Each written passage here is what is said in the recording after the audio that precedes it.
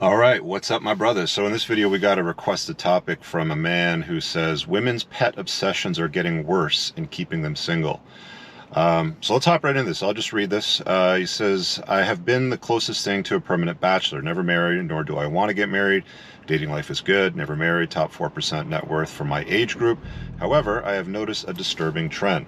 This is not new, by the way, guys. This is something I noticed probably 15, 20 years ago. I'll talk a little bit about what I saw after this. Many modern women have a pet obsession that keeps them single, but they are so oblivious to see any guy, especially a higher value guy, doesn't want to be second priority to their animals, he puts in brackets, as in plural. I like animals a lot, but they aren't supposed to run your life. Can't disagree with that. But with more and more women, that's all they care about. The same women then complain incessantly about why they can't find a man. Well, this is a deal breaker for many men, including myself. However, they don't realize this. So ladies, listen up. This video is also for you to pay attention to. So he's got 3 examples. All of these are thin, attractive, late 20s, early 30s women are his 3 examples. Girl number 1 had 2 dogs that told me that they were better than any man, and she cleaned the house every day because the dogs were a mess. So she's praising the dogs, but they're slobs in her house. Also, people couldn't go to her place because they bit people regularly. Everything revolved around these dogs' needs. Even though she was hot, I couldn't tolerate it, so I was out ASAP. Girl number 2 recently got a rescue dog. Talk about the dog a lot in our first date. Brought the dog on the second date because we were eating outside, which was cool. But she completely put all of her attention on the dog. Date 3 wasn't going to happen, but she told me she really liked me. So I tested her by seeing if she wanted to come to my house. She agreed, but then asked if the dog could come. I politely said no, I would prefer not because dogs have messed up my place. She pushed back and said, saying the dog wasn't destructive, to which I declined and said, we aren't a good match because your dog is number 1 priority. She went nuts and couldn't believe I said that. Girl number 3. Very attractive woman who told me 2 hours into the date that her cats are the most important thing in her life. She is forever a cat mom, you put that in quotations, and they always sleep on the bed with her. She said, in fact, one relationship never even started because the guy was allergic. I told her cats trigger my allergies too, and guess what I did next? Yep, exit stage left. Women are free to have these pet obsessions, but the consequences are and never will ever lock down the type of guy that wants to settle down, because no self-respecting, somewhat valuable man would tolerate playing second fiddle to their pets. All right, well, let's talk about that a little bit more in this video. I noticed that a lot when I was out there in the dating world, even as early as my late 20s, because I don't know what it is with women, but if they don't have kids, or they're not able to take care of kids, or they can't have kids, or whatever it happens to be, they automatically default to the next closest thing, which can put them in a motherhood role, which is why you see a lot of these women that are just like, you know, I'm a cat mom or a dog mom. I remember a lot of the times when I was working in the corporate world, you see a lot of these women with pictures of their pets on their desk. The women that had kids would have pictures of their kids or something like that, or like a fond memory. The ones that had their heads screwed on completely right would be a picture of her with her husband, boyfriend, fiance, whatever. But there was a large number of women, and they're generally not that attractive, if we're being honest, but there are some very attractive ones that do have a pet obsession, that would have something like a picture of Santa Claus with a cat or a dog on their lap in like a Santa hat or some tinsel or something like that. And it's like, you know how when you see like moms take pictures of their kids with Santa, and they have like that family group photo sort of thing, in the absence of the kids, it's like they just substitute out, it's like unplug the kids, plug in some cat or dog, or 2 cats and a dog or something like that, or one of each, and then that's that like placates their mom card, right? Lets them feel those tingles, I suppose. Is it an unhealthy obsession? I'm going to go with yes. I think absolutely it's an unhealthy, obsession. I've shot down a lot of women because of their pet obsessions. In fact, in some cases, you'd go over and the place was like a freaking zoo. I remember this one chick I dated maybe like twice, maybe 3 times, I can't remember, but I picked her up once from work. She lived downtown. We headed over for a bite and then went to her place. She invited me in. I obliged. She was hot. She was like this half Mexican, half Dutch sort of mix. Had a nice curvy body.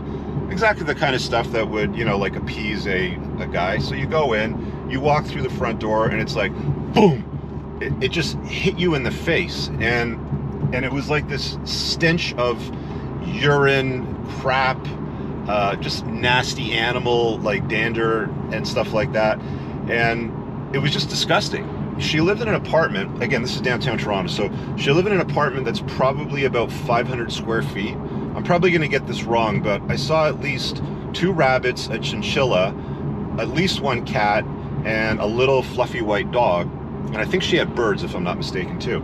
But anyway, you walk in there, and it was like, I just couldn't stand to be there. It didn't matter how hot she was.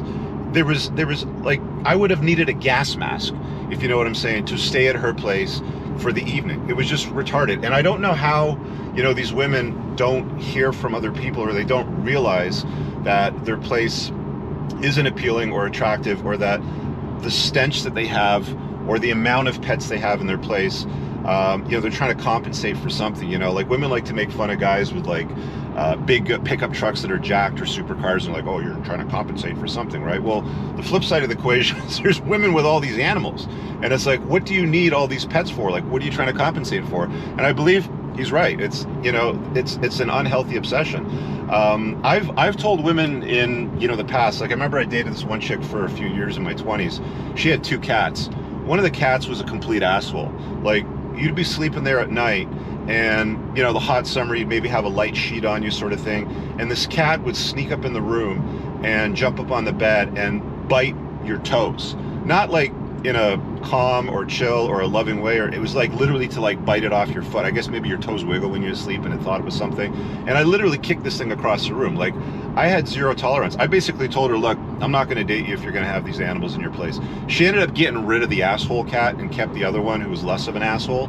I mean, women, in like, when they see you as a high enough value guy, that will probably make concessions and recognize, you know, the faults in the way of their thinking. But the reality of the you know, matter is that this is far more common than it is uncommon. And if you guys are out there dating women, and you're finding that, you know, you're dealing with women with an unhealthy obsession with pets, or they have too many pets, or obnoxious pets, I know that, you know, a lot of these rescue pets that women like to collect, I'm just going to call it collecting, because a lot of the time they definitely have more than 1 or 2. And you go over and there's a couple of like rescue dogs, and you can't pet them. Like, you can't even take them out. They bark at everything. They're you know, they're a little cuckoo for Cocoa Puffs, and they'll bite people. Like this guy mentioned, you know, he noticed there was one of the ladies that the dogs are like, you know, a little unhinged, and they'll just bite random people for shits and giggles. Like, they don't train the dogs. They don't look to correct the behavior. They just think that they're cute and fluffy, and that they're doing something noble, sort of thing. And maybe that's what it boils down in their heads, but it ain't serving them. I mean, you know, if you're a woman and you want to be with a high value guy, and you've got horrible pets, or way too many pets, or stinky ass pets, or whatever, you know, combination of the above, you're absolutely positively lowering your sexual marketplace value as a woman with those pieces of baggage, you know, come, oh, I can't believe you said baggage. Animals aren't baggage, they're a blessing, blah, blah, blah. Cool. So, you know, live with your animals by yourself. Like, that's what guys are starting to do. They're not putting up with stuff that doesn't serve them. They're starting to recognize that women bring an unnecessary amount of baggage to relationships a lot of the times, and then they wonder why guys won't commit with them. They can point and sputter at these dudes and say, oh, they're like adult children, or why don't they grow up and date somebody their own age, or blah, blah, blah. Truth of the matter is guys are starting to set boundaries, which is good. Not a lot of them will do it, but guys that set boundaries around stuff like this, it's a great thing. I encourage you guys not to tolerate, and it doesn't just have to be with like pet issues or anything like that, not to tolerate any kind of nonsense that would be problematic or invite chaos into your life.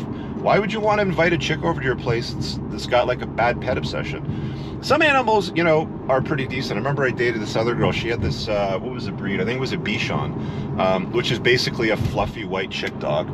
You've probably seen them. Women have an obsession with these little dogs. They don't shed terribly. You know, they're one of these like anti-shedding type of dogs, sort of thing.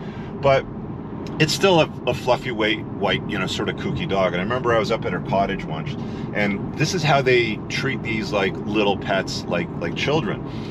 We did this little hike, very easy hike, relatively flat, a couple of tree roots, some stones here and there, over to a waterfall, hang out for a bit, little, you know, chill out with the family over there, sort of thing. And then we walked back.